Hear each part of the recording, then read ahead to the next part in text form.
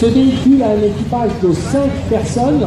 C'est le cas dans les blindés allemands, plus exactement dans les chars allemands à partir du Panzer III. Il a comme armement 2 mitrailleuses MG34 de 7,92 mm et d'un tube de 75 mm.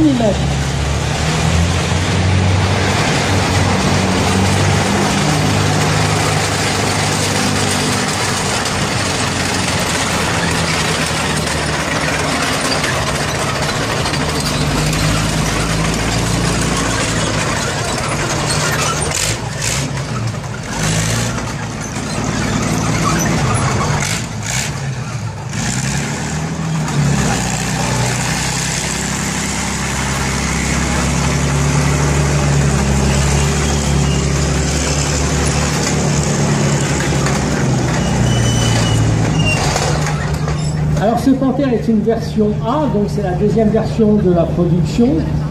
Il a un moteur de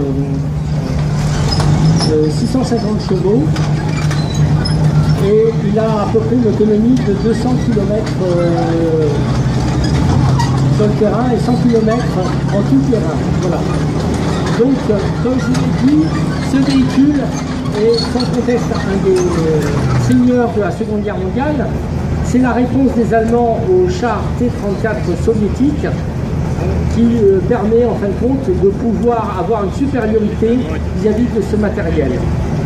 Alors au départ, ce Panther a souffert de sérieuses défaillances mécaniques, notamment au niveau du moteur, de la transmission, du train de roulement, et ce qui fait que dans sa première utilisation dans la bataille des courses en juillet 1943, eh bien ce char ne s'est pas du tout bien comporté.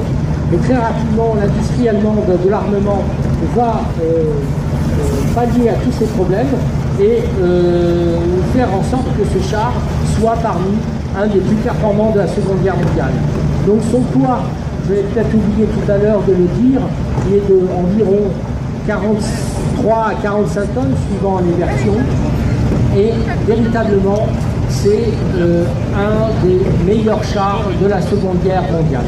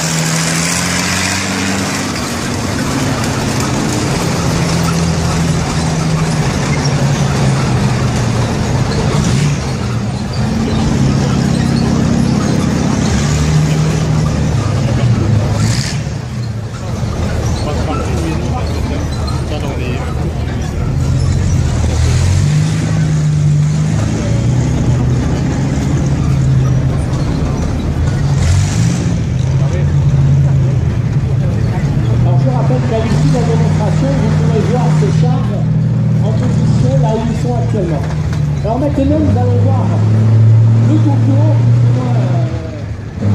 l'adversaire de ce char.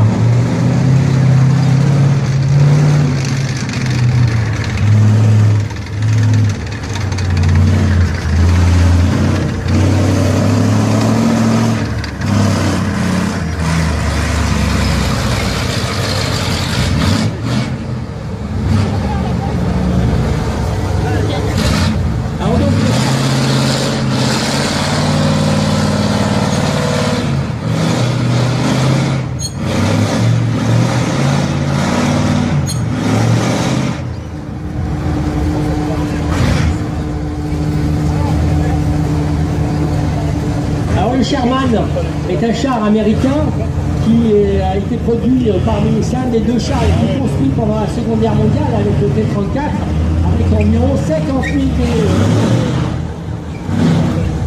modèles tout type construits. Voilà. Le surnom de Sherman.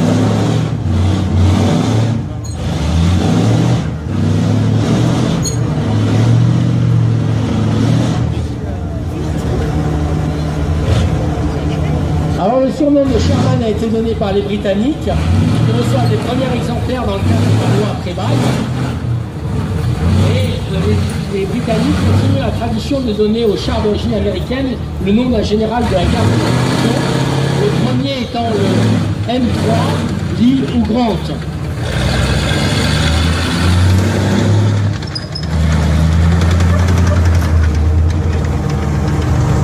La popularité de ce char est telle que même les Américains reprennent l'appellation Sherman.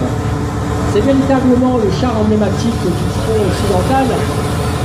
Et il faut bien voir que même s'il est fortement présent dans les armées américaines, dans les armées françaises, dans les armées britanniques, chez les Polonais et autres, il a été construit en plusieurs milliers d'exemplaires et qui ont servi dans l'armée soviétique aussi, dans le cadre de la loi Prédaille et des accords qui ont été signés avec l'URSS. Donc c'est un équipage de 5 hommes, d'un poids d'environ 30 tonnes. Ici vous avez une version M4A1 avec une coque moulée, mais avec une tourelle, je dirais, valorisée, puisque le canon de 75 a été changé par un canon de 76, ce qui lui permet d'avoir une plus grande vélocité face aux chars allemands, et notamment cette transformation a eu lieu juste après la campagne de Normandie. Donc c'est un char moyen, avec un moteur, dans cette version, les premières versions, un moteur en étoile à 370 chevaux. Ses grandes caractéristiques sont surtout sa vitesse de déplacement qui va à près de 50 km/h et qui lui permet de pouvoir manœuvrer très rapidement. De même que l'utilisation de la tourelle et le fait de pouvoir tourner très rapidement le canon lui donne un atout très important vis-à-vis des chars allemands. Voilà. Il faut bien voir que le Sherman est un char moyen dans toutes ses capacités, par son poids, par son armement, un peu moins par sa vitesse, mais qu'il a été conçu avant tout comme un char d'appui pour les percer sur l'arrière de l'ennemi.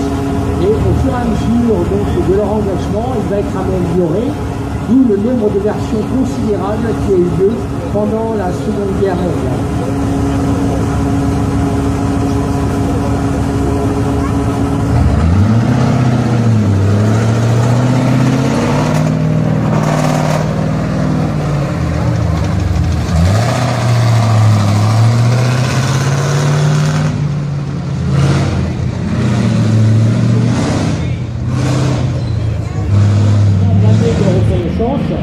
Il a été conçu donc dans les années 1950. Il a un équipage de 4 hommes avec un canon de 75 mm, notamment pour cette version. Il a été valorisé ensuite plus tard avec un canon de 90 mm. L'originalité de ce véhicule tient à plusieurs points. Le premier point est évidemment son moteur à plat de 12 cylindres, qui est à peu près au centre du véhicule, sous les 2 roues qui sont actuellement rétractées comme vous pouvez le voir. Le deuxième point, c'est un véhicule qui n'a pas de marche arrière.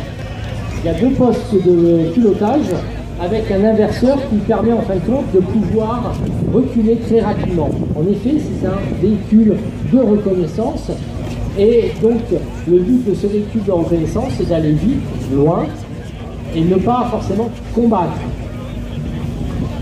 Donc grâce à ce système-là, il peut très rapidement s'exfiltrer au cas où celui-ci a été, comment dirais-je, repéré.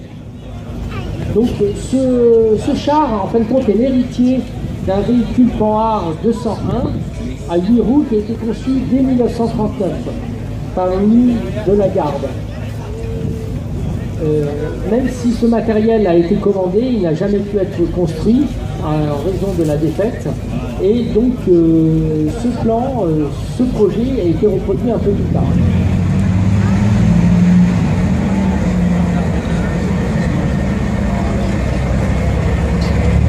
Donc vous pouvez voir que, comme dans la réalité opérationnelle, le chef de char, quand il y a quelque chose, il descend et c'est lui qui guide directement son char, prêt à pouvoir manœuvrer.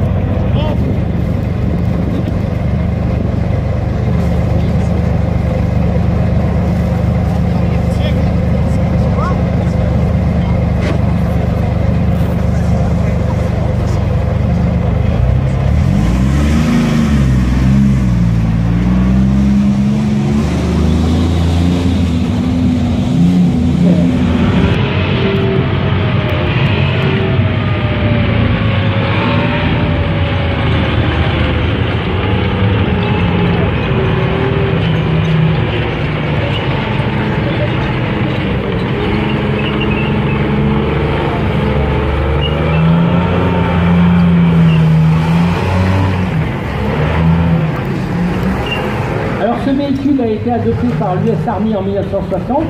Il est conçu par la firme californienne FMC et c'est véritablement le véhicule blindé qui a servi particulièrement pendant la guerre du Vietnam. Il a 2 hommes d'équipage et peut transporter 11 passagers. Son poids est d'environ 14 tonnes.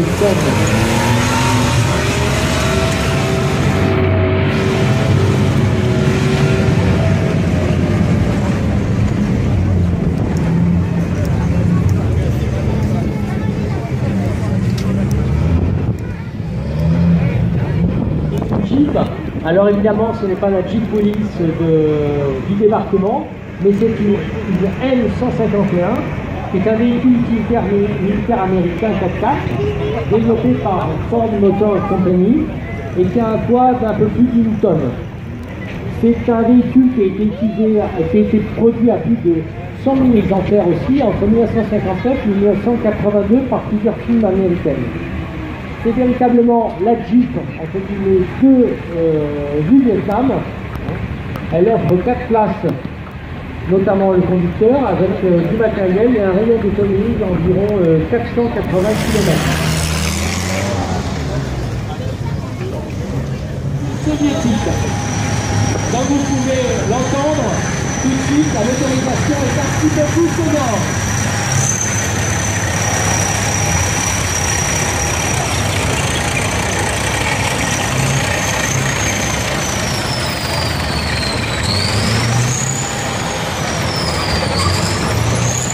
Alors il s'agit du 2S1, qui est un camion automoteur soviétique de 122 mm.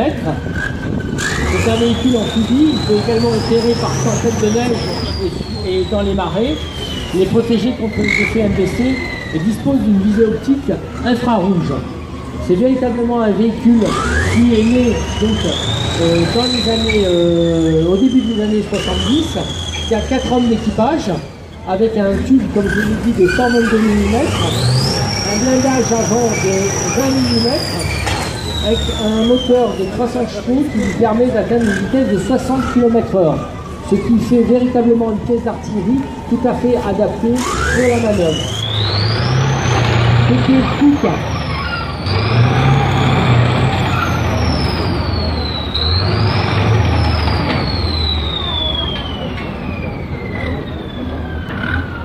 Donc c'est aussi que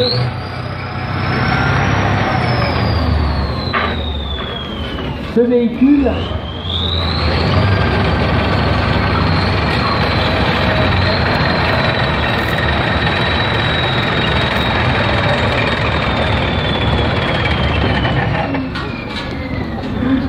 donc sa manœuvrabilité et la capacité du tube font que ce véhicule a été utilisé par plus de 35 pays dans le monde.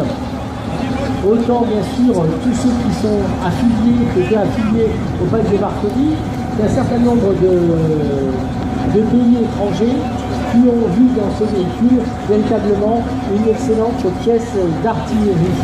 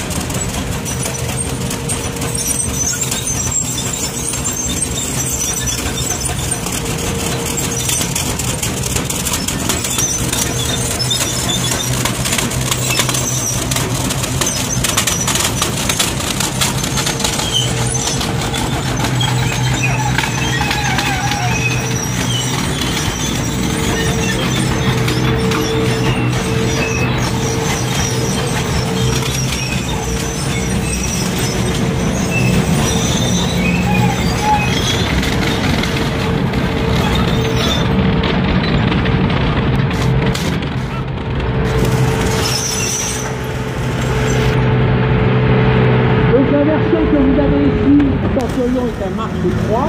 C'est un char lourd de un peu plus de 43 tonnes avec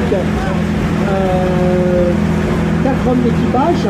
Il a été construit à plus de presque 4500 exemplaires dans le monde.